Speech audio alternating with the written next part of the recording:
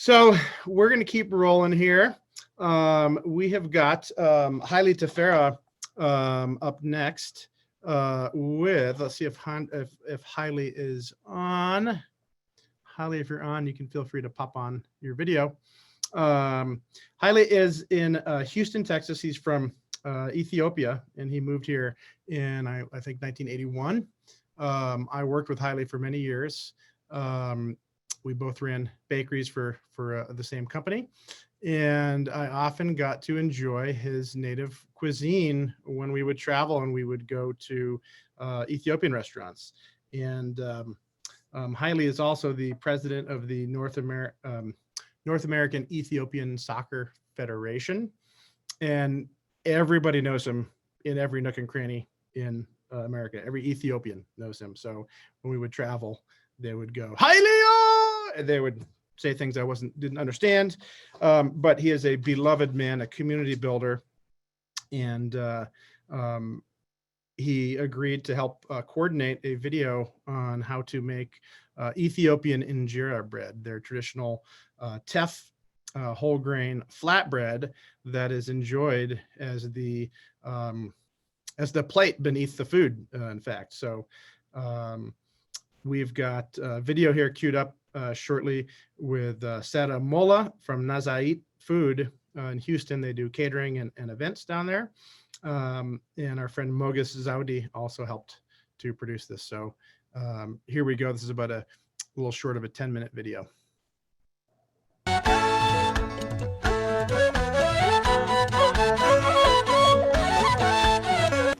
Today we're going to make Ethiopian bread, Ethiopian soft bread, which is called Injera, from teff flour. Here I have from Nazareth Catering Company, Mrs. Sargot Molla and Mrs. Saganat Molla, her sister. They're going to show us how to make Injera from teff flour.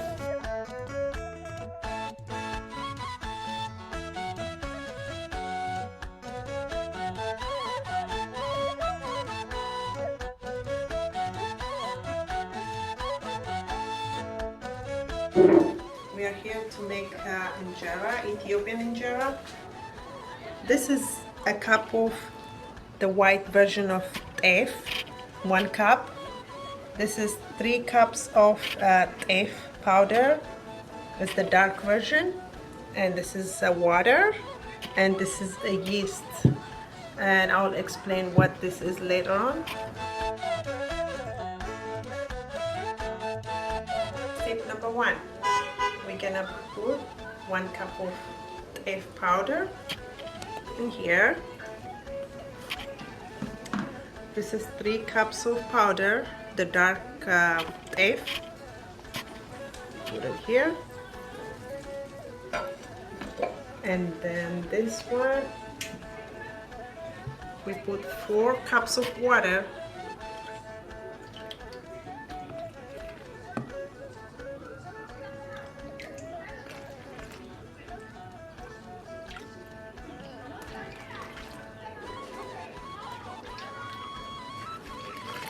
And then we put a little bit of the yeast, that's the leftover mix from the previous Injera.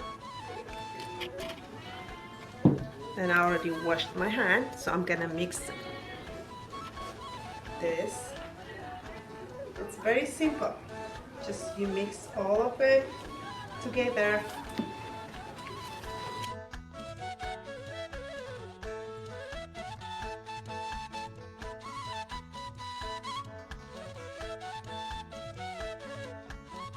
Doesn't take too long to mix this, and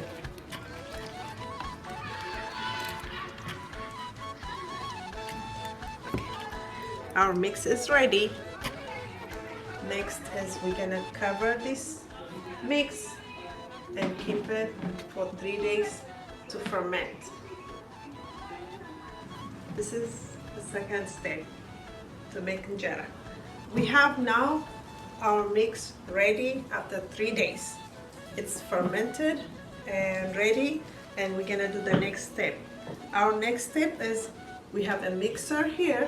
Before we use the mixer, I boiled 2 cups of water on the stove top, and when the water started getting boiled, I took half a cup of the mix, the fermented teff mix, and I put it on the stove top, and I cook it for a few minutes to get it hot, a little bit hot.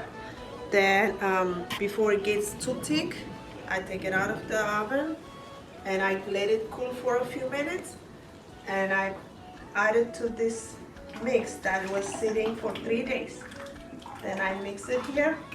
This is to get the injera look so soft, and the texture and the look, and also when we bake it on the pan, it will give it a lot of eye, and it's so soft, and it's gonna look beautiful adding the hot mix. We have this hand blender ready now, and we're gonna mix this teff mix.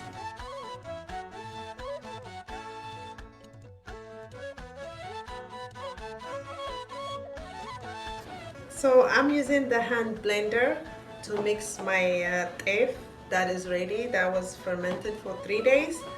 I do this about 2 to 3 minutes. It depends how big your mix is. After you mix this, you cover it and you keep it up to an hour, and you will see how it's fermented. And when you look at it, when it has a lot of eye, that means it's ready. Preheat the grill, Injera grill, to 450. So we're gonna wait a few minutes for it to get hot. Okay, now our injera mix is ready, and I'm pouring it on this cup. So we're gonna take it to the grill and make the injera.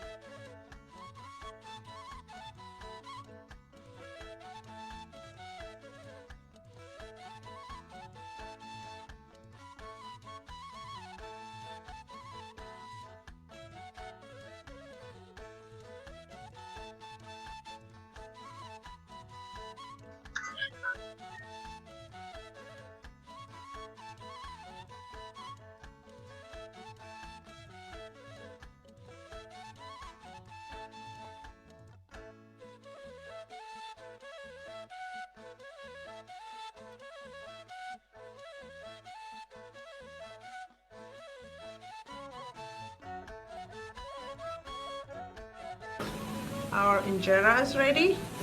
We are ready to taste it. This is a pure teff injera. We're gonna put it on the plate. And we have a beef, stir-fried beef. It has a good flavor. And this is just a sample. And this is a berbere sauce. That's a paprika, Ethiopian originated paprika, mixed with some butter and some other herbs. And we're gonna cut a piece of injera like this and wrap it up with the chunks of beef, and we dip it with the sauce, with the hot sauce, and then eat it. I'm going to try.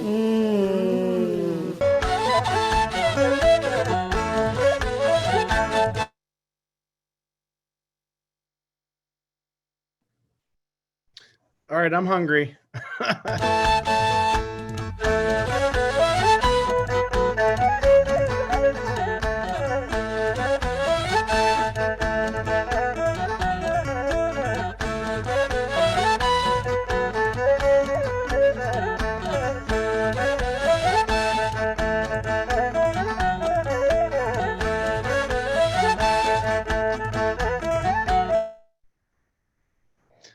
Awesome.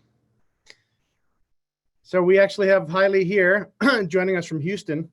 Hailey, what an amazing video. I'll just give a really quick intro on you, and then I have a couple questions I'd like to ask you. But so Hailey found himself relocated from Ethiopia into the U.S. into New York City in 1981 with $11 in his pocket, and was relocated to I think Ohio, Columbus, and then found his way to Houston. He then was connected with a bakery down there when Whole Foods was only a Texas operation. Hailey started as a delivery driver for the Houston Whole Foods bakery, and then quickly rose to become a manager, and then ultimately a facility team leader that oversaw 150 employees and 30,000 square feet of production space. When I started at Whole Foods and was completely lost and had no idea of how to run a large bakery, somebody said, "Hey, call Hailey, he'll help you." So 20-year-old Andy Clark called Hailey in Houston and said, "Hey, I'm told that you'll help me with everything." And I called him so many times over my many years at Whole Foods, and he flew out. His partner Moges flew out, and they would stay with me and help me learn the ropes and work with systems and people and bread. And I am eternally grateful to Hailey. And I also got to experience some of his culture and eat many a meal with him. So I consider him a dear friend, and I'm honored to have him here today. I think he embodies community and sharing and courtesy and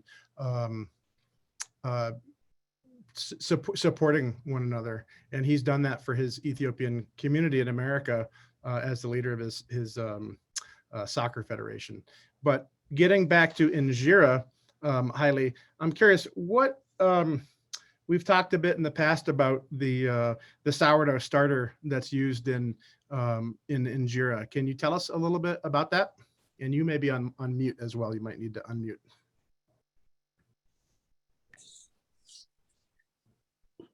Okay, Andy, thank you for having me this, and we are very happy to do that, making Injera. Like you said, if you go to anybody's house and you enjoy a good Injera with Ethiopian sauce, the first question is, where is the starter came from? Where do you get the starter? Usually, sometimes, maybe an accident or something you forgot, or somebody throw out the starter, which the starter is a leftover Injera mix for the next time. So sometimes we make Injera that lasts 3 days or 4 days. It depends how big your family is. If not, what you do is you call your friends, okay, I'm going to send Haile.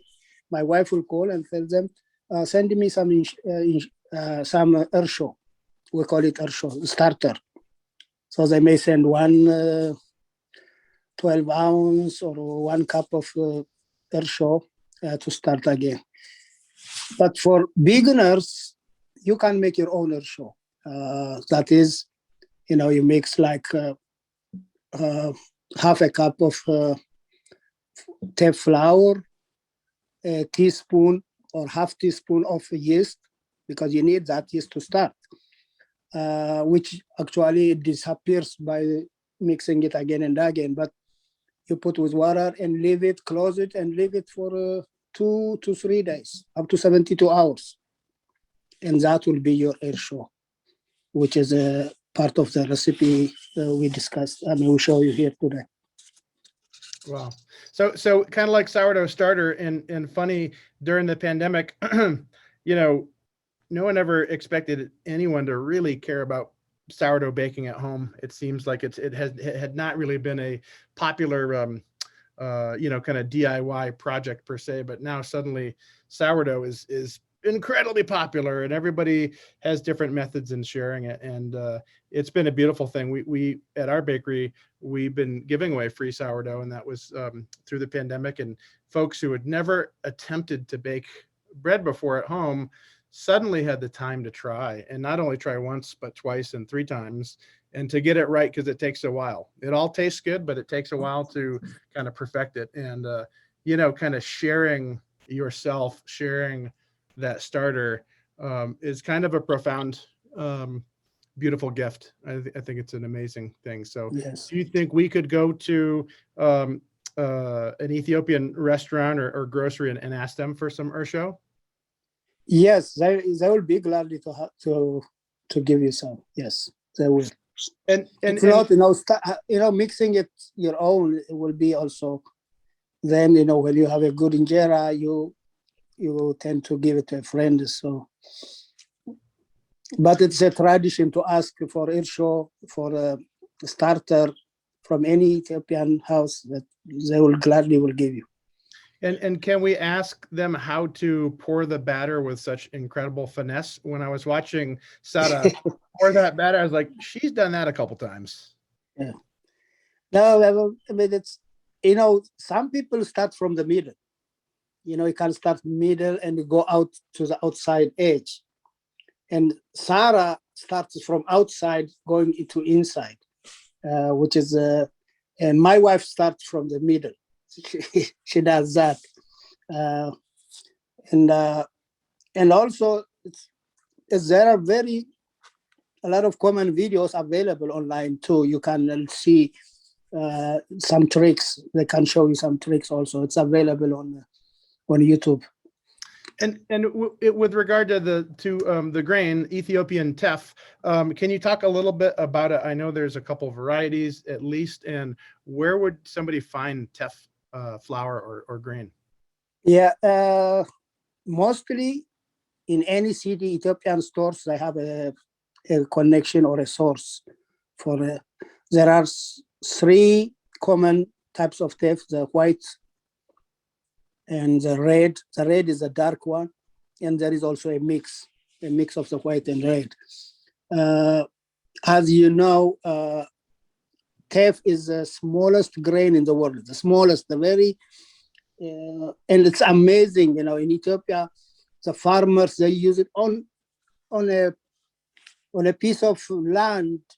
That's how they harvested it, and it seems like it will be disappear, but not. They have they use some kind of to make it that area flat, and they did that. So it will take a whole day to get 200, 300 pounds of tef. It's a long process. It's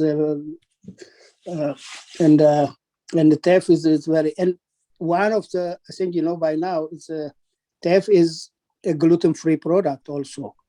People with gluten alternatives, they can use tef flour. And also tef mixes with other flours also, with barley, like also with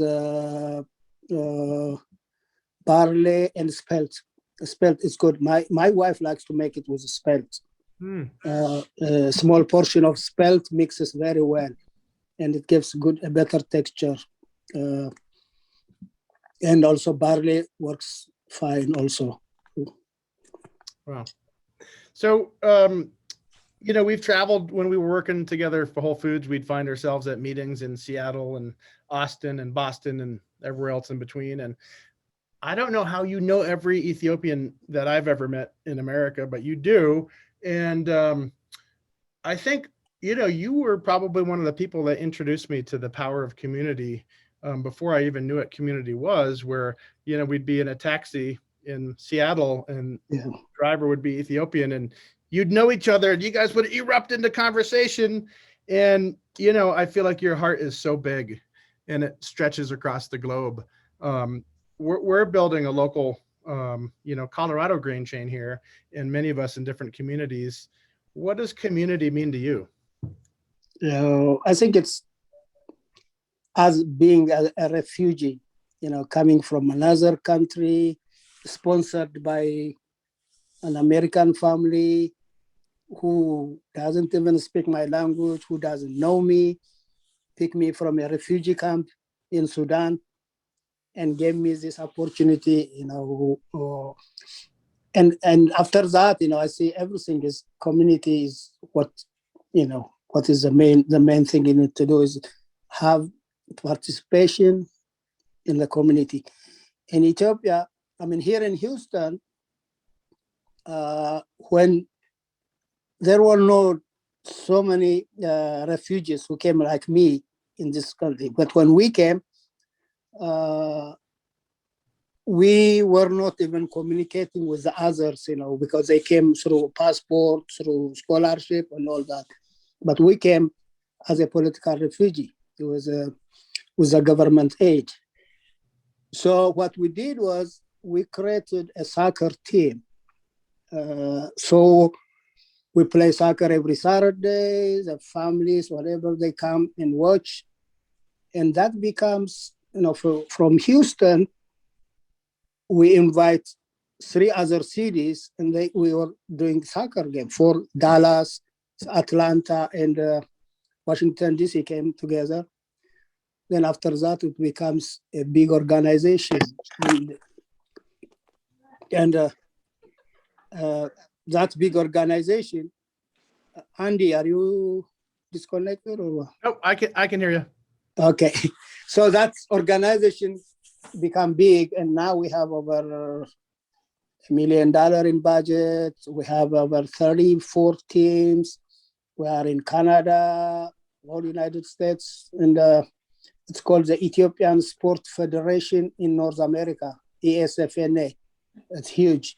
We have over 100,000 people comes every July 4th to a big cities. We have been to the RFK Stadium. We have been to Georgia Dome. We have rented the Seattle Seahawks. But what it tells me is doing for a community is just a lovely thing. I love it to doing it. So we have a big community. From the community, we have called Mutual Assistance Association. If somebody is, sick or dead, we pay for funeral, and we contribute money and all that kind of stuff. So it's like having a home, outside your home. Wow. The community is your home here.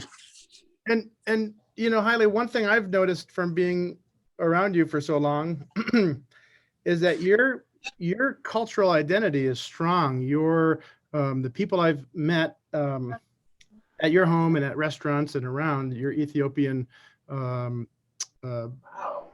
country mates, the culture is strong. The food culture is strong. How the test, that's your grain. It has not been appropriated and taken. It's still a really strong identity with your food and your culture. What do you think you attribute that to? I think it's our tradition. If you go to an Ethiopian house, there will be injera. There will be tef injera. No matter how expensive it is, we have to have injera or tef. That tradition goes, when we do this July 4 meeting, we have vendors just to feed us that Ethiopian traditional food. We tend, if we have a Chinese buffet house or a big restaurant, a steakhouse within 2 miles, we will drive to 20 miles to downtown or any other Ethiopian restaurants and wait 3 hours to eat our food. So it's like injera, as I said it on the recipe, it's you use it as a utensils and use it as a bread of food. So it has everything. Injera is a family food. It's a family food. even if you can eat it singly, but it's enjoyable when you eat it together as a family. And I guess one thing that, and maybe I just don't maybe I can't tell the difference, but it doesn't seem like the food or the grain has been watered down. You look at a lot of cultures where the food becomes very Americanized, and and the people from the native country say, yeah, that's okay, but I wouldn't eat it. That's not the way my mom made it. It seems like the Ethiopian food, the foods are very have a strict adherence to tradition and haven't been watered down. Yeah, you're right. It's it has to be consistent. It has to be. If it's not good, nobody will eat it. You have to. There's a lot of perfection going into that. That's why we have a lot of exchange, a lot of at the show. Some restaurants, some catering companies, they presented. This is the right way. And Injera in Texas might be a little bit different in Colorado because of the weather and all that, but we always want perfection in our traditional food. Awesome. Well, there was a question that came up about the differences between the light teff and the dark teff. Do you know, are they different strains or different varieties? It's different varieties, but mostly the white, the one is very expensive. It's expensive even back home and all that. Actually, the red is the most common one. And also they said, the red one yields more for the farmers. The white is very difficult. That's why it's become expensive. But if to use the white and the red gives a nice texture and look. If you make only from the red, it's very hard. It's very hard. You have to have different techniques, and that's where you use ersho, and not only the ersho, the upseat. It's in the recipe. The one you boil a portion of your butter and mix it with your last mix on the injera. So that will help it also. Okay, great. And one last question here. I would highly recommend against this. Not a pun there. Highly would recommend against this too, I bet. But the question is, if you don't have an Ethiopian restaurant nearby, or you can't participate in that beautiful experience of sharing your sourdough starter, could you use yeast to start your ersho? Yes, a very tiny, like half a teaspoon. Right. Just to start with that. And of course, you have some air to get into that mix. Then you will have your sourdough in 72 hours. Okay. Awesome. Well, Hailey, it's nice to see your face. We only ever talk over the phone or text. So can I hang out with you? A great honor. And we all thank you. So I look forward to connecting again in the future. No problem. Thank you. Thank you for having us. And we love Injera, and Andy, nice to see you again. Nice to see you. Thank you, Hailey.